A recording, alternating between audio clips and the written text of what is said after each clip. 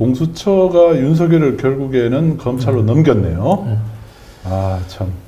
네, 저는 아쉽습니다. 공수처가 네. 지금 이제 한 수사 기간이 5일 정도 남았거든요. 네. 네, 조금 더 그 시도를 좀 해보는 노력을 좀 했으면 했는데 결국은 역시 공수처는 물수처였습니다. 네. 결국 비일공자가 될 것 같습니다. 윤체포 일주일 만에 윤석열에 대해서 한 3번 정도 구인 시도를 하고 나서 결국 손 들었습니다. 검찰에 이제 사건이 넘어갔어요. 아, 검찰이 어떻게 또 봐주려고 할지 좀 걱정됩니다. 벌써. 네. 공수처는 제가 보기엔 뭐 다음 정부가 들어서게 되면 한번 전면적으로 재검토해서 없애는 게 맞을 것 같습니다. 예.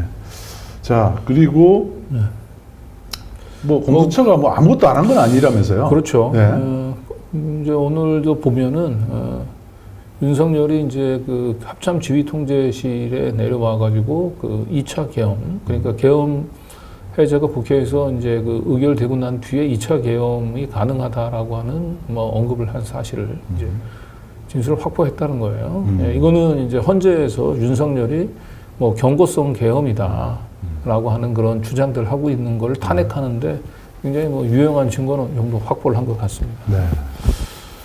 자, 그런데 이제 저는 정작 중요한 것은 오늘 제가 썸네일에도 뽑았지만 결국 그 지금 대통령실하고 관저에 있는 비화폰 서버, 비화폰 서버가 결국은 이번 내란죄 수사에 있어서 관건이 될 거예요. 그래서 공수처가 이 용산 대통령실하고 관저 압수수색 을 시도하면서 이제 비화폰 서버에 대한 이제 확보를 시도를 했는데 결국 이게 불발로 그쳤죠. 네.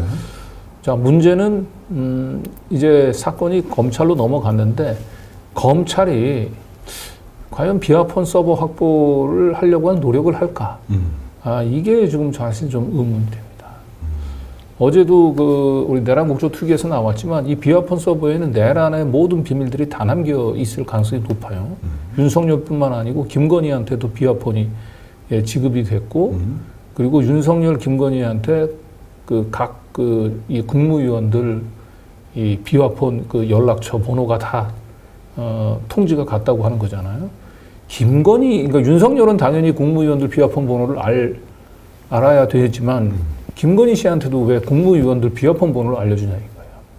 그리고 이 내란 세타 때 이 국무위원들 이 비화폰 번호를 알고 있는 김건희 씨가 가만히 있었겠는가. 그리고 결국 비화폰을 열면은 비화폰의 기록을 열면 모든 게 다 드러날 거라고. 우리가 좀 의문을 갖고 있던. 더군다나 이제 그 김용현이 자기 발로 검찰에 자진 출두하기 바로 그 전날 심우정 검찰총장이 이 김용현하고 이 통화를 했던 것도 결국 김용현의 비화폰이에요. 심우정이 이 김용현 어디 있는지 잘 안 찾아진다고 김선호 국방차관한테 SOS를 치니까 김선호 차관이 비화폰 번호를 알려줬거든요. 심우정 총장한테. 네. 그 비화폰 번호로 그 검찰 특수본에 있는 주임검사, 이창규 부장검사, 그다음에 대검 차장검사도 다 통화를 했어요. 그렇게 돌아가면서 통화를 하고 난 뒤에 김용현이 자기 발로 찾아온 거거든요. 이때 과연 이 검찰 수뇌부들하고 김용현은 어떤 대화를 나눴을까라고 하는 것도 다 비화폰에 있어요. 그렇기 때문에 저는 검찰은 이 비화폰을 확보하는 부분들에 대해서 되게 소극적일 거로 예상이 됩니다. 그래서 공수처 단계에서 이걸 확보했으면 했는데 아쉽게도 이거는 불발에 그쳤고 공수처는 이제 더 이상 이제 사건을 수사할 의지를 접고 이제 검찰에 지금 떠넘겼습니다. 그래서 저는 우리가 진짜 내란죄 수사에 있어서 지금 가장 우리가 이 관심을 갖고 지켜봐야 될 게 이 비화폰 서버 확보. 어제 뭐 김성훈 경호처 처장은 비화폰 서버는 뭐 자동 삭제된다 이렇게 얘기를 합니다만은 자동 삭제가 된다 하더라도 보통 뭐 CCTV 같은 것도 삭제가 되면 몇 개월, 뭐 심지어는 한 1년 가까이 그 포렌식 돌리면 살아날 수 있지 않습니까? 그런데 가능한 한 그 기간이 빨리 단축이 돼야 돼. 빨리 조기에 확보를 해야 되는 거예요. 시간을 좀 더 끌겠다는 의도도 역시 이 서버에 기록이 이제 자동 삭제되는 네. 그러니까 복원이 좀 어려운 상태가 될 때까지 네. 좀 버텨보겠다는 의도도 같이 숨어 있군요. 네. 예, 결국 이 비화폰 서버 네. 검찰이 확보할 수 있을까? 네. 좀 의심이 많이 됩니다만은 지금 뭐 방법이 없네요. 네.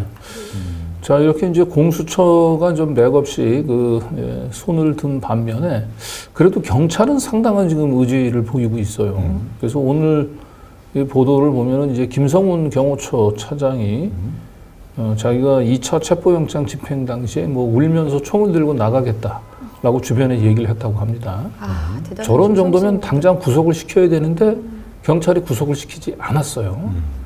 그러면서 이 김성훈 경호처 차장이 결국은 이 공수처의 압수수색 이걸 막아냈지 않습니까? 네. 예, 그러면 그 형사소송법 110조, 111조 어떤 군사시설의 그 책임자의 승인 없이는 압수수색을 할 수 없다는 그 조항 하나로 막은 거거든요. 그런데 저는 이 기사에서 뒤에 부분, 경찰이 경호차장 구속을 벼른다. 경호차장 구속은 단순히 한 명의 인신 구속에 그치지 않습니다. 제가 볼 때는 이 경호처의 강경파 라인, 이광우까지 포함해서 다 구속이 되면 이후에 저는 경호처 하고 대통령 관저에 그 비화폰 서버를 확보하러 갔을 때 그걸 반대할 사람은 없을 거다라는 거죠. 그래서 이 경호처 차장 김성훈에 대한 이 구속이 이루어지는 것은 이 비화폰 서버, 내란죄의 모든 비밀이 담겨져 있는 비화폰 서버의 지름길이기도 하다. 네. 그것도 그렇고 안가도 그렇고요. 그렇죠. 안가도 그렇고. 네. 안가 그래서 CCTV. 뭔가 지금 경찰은 상당히 단단히 벼르고 있는 것 같아요. 이 내란죄 수사의 주도권을 완전히 검찰에 내줄 수는 없다라고 하는. 그런데 중요한 건 우리는 뭐 경찰이든 검찰이든 어떻게 믿습니까? 그렇죠. 그래서 빨리 특검법을 통과를 시켜야 되는데 이 특검법은 그럼 또 최상목이 쥐고 있죠. 쥐고 다시 또 무조건 거부권을 지금 행사할 가능성이 사실 높아서. 특검법이 빨리 통과되기를 바랬던 이유 하나는 지금처럼 이렇게 검찰이 수사권 자기들이 확보해서 그러니까 물론 이제 국민의 마음에서 검찰이라도 제대로 해줬으면 이렇게 바랄 수밖에 없는 상황이잖아요. 네. 그런데 문제는 검찰은 그걸 통해서 또 자기들의 권력을 계속 키워갈 거니까요. 그게 참 문제인 것 같아요. 그래서 앞으로 저 검찰이 제대로 수사하냐 안 하냐라고 하는 것은 딱 이거 하나 보면 돼요. 검찰이 이 비화폰 서버 확보에 나서냐 안 나서냐. 이거 우리 국민들이 계속 검찰 압박해야 됩니다. 목소리를 높여야 돼요.